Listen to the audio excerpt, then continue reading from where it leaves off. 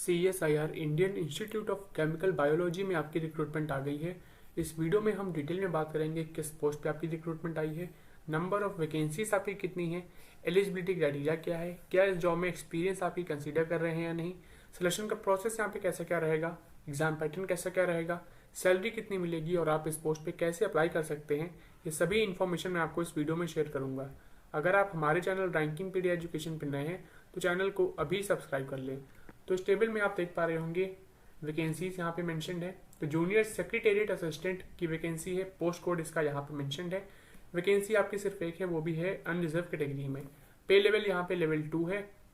Next आपकी है junior secretariat assistant F&A में आपकी है, इसका पोस्ट कोड यहाँ पे लिखा हुआ है। वैकेंसी आपकी 3 है, जिसमें से अनरिजर्व कैटेगरी में आपकी तीनों वैकेंसी हैं। एक वैकेंसी आपकी एक्स सर्विसमैन में आपकी है। एज लिमिट यहाँ पे है 28 ईयर्स। पे लेवल यहाँ पे है लेवल 2।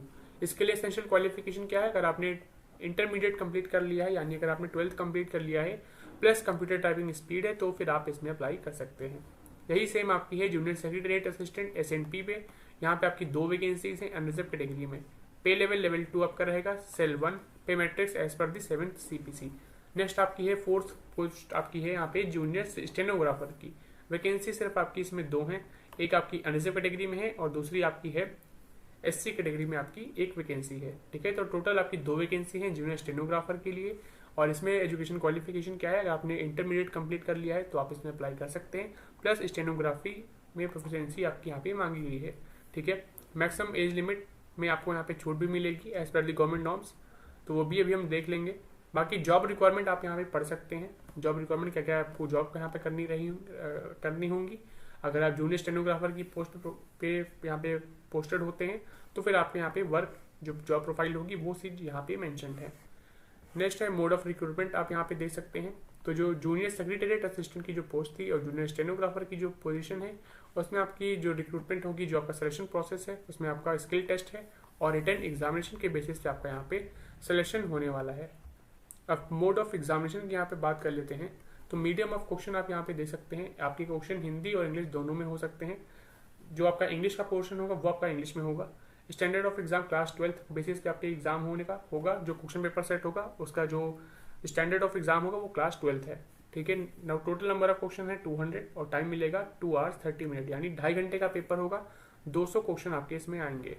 अब पेपर 1 जो इसमें है टाइम अलॉटेड उसके लिए है 90 मिनट। पेपर 1 आपका है मेंटल एबिलिटी टेस्ट, इसके 100 क्वेश्चन रहेंगे, 200 मार्क्स का पेपर होगा और इसमें आपकी कोई भी नेगेटिव मार्किंग नहीं है। पेपर 2 जो आपका है, इसमें आप यहाँ पे दे सकते हैं सिलेबस यहाँ पे है जनरल अवेयरनेस। 50 क्वेश्चन आएंगे 150 मार्क्स के, यानी एक क्वेश्चन 3 मार्क्स का होगा। इसमें आपकी नेगेटिव मार्किंग है, 1 मार्क्स आपका कटेगा अगर आप गलत उत्तर देते हैं तो। नेक्स्ट इसमें सब्जेक्ट है आपका इंग्लिश लैंग्वेज का। 50 क्वेश्चन इंग्लिश लैंग्वेज के आएंगे 150 मार्क्स के और 1 नेगेटिव मार्क भी यहाँ पे है। यानी कि पेपर 1 में आपका मेंटल एबिलिटी टेस्ट है जिसके 100 क्वेश्चन रहेंगे 200 मार्क्स के। पेपर 2 में आपके जनरल अवेयरनेस और इंग्लिश लैंग्वेज के पोर्शन आएंगे जिसमें 50-50 क्वेश्चन रहेंगे 150 मार्क्स के और इसमें नेगेटिव मार्किंग आपकी है पेपर 2 में। टाइम अलॉटेड इसके लिए है 1 hour का। फिर इसके बाद आपकी यहाँ पे कंप्यूटर टाइपिंग स्पीड टेस्ट होगा। इसमें इंग्लिश टाइपिंग आपकी मांगी गई है 35 वर्ड्स पर मिनट और हिंदी है 30 वर्ड्स पर मिनट। ठीक है, स्कीम एंड सिलेबस भी यहाँ पे मेंशन्ड है। मोड ऑफ एग्जामिनेशन आप यहाँ पे देख सकते हैं, ये मैंने आपको बता दिया है। ये आपका है जूनियर स्टेनोग्राफर के लिए मोड ऑफ एग्जामिनेशन कैसा क्या रहेगा। तो जूनियर स्टेनोग्राफर का भी स्टैंडर्ड ऑफ एग्जाम है क्लास 12th और टोटल नंबर ऑफ क्वेश्चन रहेंगे 200, जिसमें आपका टाइम जो है 2 hours का यहाँ पे टाइम मिलेगा। ठीक है, अब इसमें जो रिटन एग्जामिनेशन आपकी जो होगी, इसमें आपका सिर्फ एक पेपर होगा और यहाँ पे सब्जेक्ट कौन कौन से हैं? जनरल इंटेलिजेंस एंड रीजनिंग जिसके 50 क्वेश्चन आएंगे 50 मार्क्स के और जनरल अवेयरनेस से 50 क्वेश्चन आएंगे 50 मार्क्स के। इंग्लिश लैंग्वेज और कॉम्प्रीहेंशन के आपके 100 मार्क्स के क्वेश्चन आएंगे, 100 क्वेश्चन 100 मार्क्स के। ठीक है, इसमें आपकी नेगेटिव मार्किंग है, यानी 1/4 आपका मार्क्स डिडक्ट होगा, जिसमें इसका मतलब है 0.25 मार्क्स आपका यहाँ पे कटेगा अगर आप कोई गलत आंसर देते हैं तो। इसी में अगला है यहाँ पे प्रोफिशिएंसी टेस्ट आपका होगा स्टेनोग्राफर के लिए, जिसके लिए मैंने आपको बता दिया है कितना क्या यहाँ पे टाइमिंग यहाँ पे मांगी गई है। हिंदी और इंग्लिश के लिए आप टाइमिंग यहाँ पे दे सकते हैं। इंग्लिश का यहाँ पे टाइम ड्यूरेशन है 50 मिनट्स, तो वहीं हिंदी का है यहाँ पे 65 मिनट्स। ठीक है, बाकी मेरिट लिस्ट कैसे क्या प्रिपेयर होगी तो उसका भी यहाँ पे मेंशन्ड है। तो जो जूनियर सेक्रेटेरिएट असिस्टेंट की जो पोस्ट है, इससे पेपर 1 जो आपका है वो आपका रिटन एग्जामिनेशन है, क्वालिफाइंग इन नेचर है।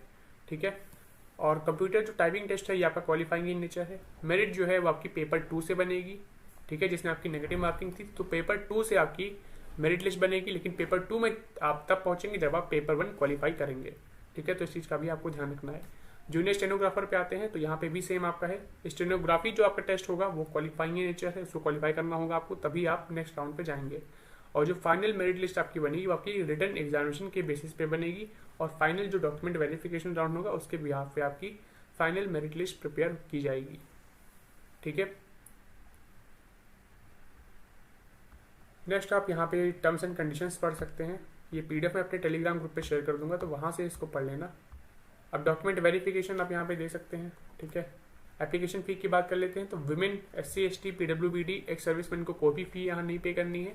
इसके अलावा जो जनरल OBC जनरल से आते हैं, OBC कैटेगरी हैं, EWS कैटेगरी हैं, उनको यहाँ पे 500 रुपी फ़ी पे करनी होगी। एज रिलैक्सेशन की बात करें तो यहाँ पे SC को 5 ईयर्स का, PWBD को 10 ईयर्स, PWBD SC को 15 ईयर्स, एक्स सर्विसमैन को 3 ईयर्स का एज रिलैक्सेशन प्रोवाइड किया गया है अपर एज लिमिट में। बाकी ये सभी जो जनरल इंस्ट्रक्शंस हैं, ये सभी चीज़ें आप यहाँ से पढ़ सकते हैं। ठीक है, मैं PDF शेयर कर दूंगा। आप क्या इस जॉब में आप कैसे क्या अप्लाई करेंगे, तो सबसे पहले आपको इसकी ऑफिशियल वेबसाइट पे विजिट करना है। यहाँ पे आप ऑफिशियल वेबसाइट विजिट, यहाँ पे देखिए लिंक यहाँ पे लिखा हुआ है, CSIR IICB की ऑफिशियल वेबसाइट यहाँ पे है, iicb.res.in। इससे आपको विजिट करना है। इसी वेबसाइट पे जब आप विजिट करेंगे तो आपको फॉर्म मिल जाएगा, वहाँ से आप फॉर्म फिल कर सकते हैं, सबमिट कर सकते हैं, और जो भी आपकी कैटेगरी है उसके हिसाब से आप यहाँ पे सबमिट कर दे सकते हैं। और अगर आप जनरल, EWS या OBC कैटेगरी से आते हैं तो फिर आपको 500 रुपी यहाँ पे एप्लीकेशन फ़ी पे करनी होगी। वो आप नेट बैंकिंग, डेबिट कार्ड या क्रेडिट कार्ड या UPI के थ्रू पे कर सकते हैं। ठीक है, इसके अलावा जो SC ST PWBD या विमेन या एक्स सर्विसमैन से कैटेगरी से हैं तो उनको यहाँ पे कोई भी एप्लीकेशन फ़ी नहीं पे करनी है। ठीक है, अगर आप ऑलरेडी कहीं पे जॉब कर रहे हैं तो आपको NOC की रिक्वायरमेंट होगी, वो चीज़ आपको सबमिट करनी होगी। एप्लीकेशन कब से स्टार्ट हो गई है, तो 28 जुलाई से स्टार्ट हो गई है। इसकी लास्ट डेट है 22 अगस्त 2025, यानी 22 अगस्त से पहले आपको इसमें अप्लाई कर देना है, और सिर्फ आपको ऑनलाइन ही इसमें अप्लाई करना होगा। इसके अलावा आप किसी भी अदर मेथड से नहीं अप्लाई कर सकते हैं। तो आपको रजिस्ट्रेशन कंप्लीट करना होगा इसकी ऑफिशियल वेबसाइट पर विजिट करके, फिर आपको एप्लीकेशन फ़ी पेमेंट करनी होगी, और उसके पहले जो कौन कौन से डॉक्यूमेंट्स यहाँ पे मांगेंगे तो वो सभी यहाँ पे लिस्ट यहाँ पे है। ये PDF शेयर कर दूंगा, तो वहाँ से पढ़ लेना, तब आप इसमें अप्लाई करना।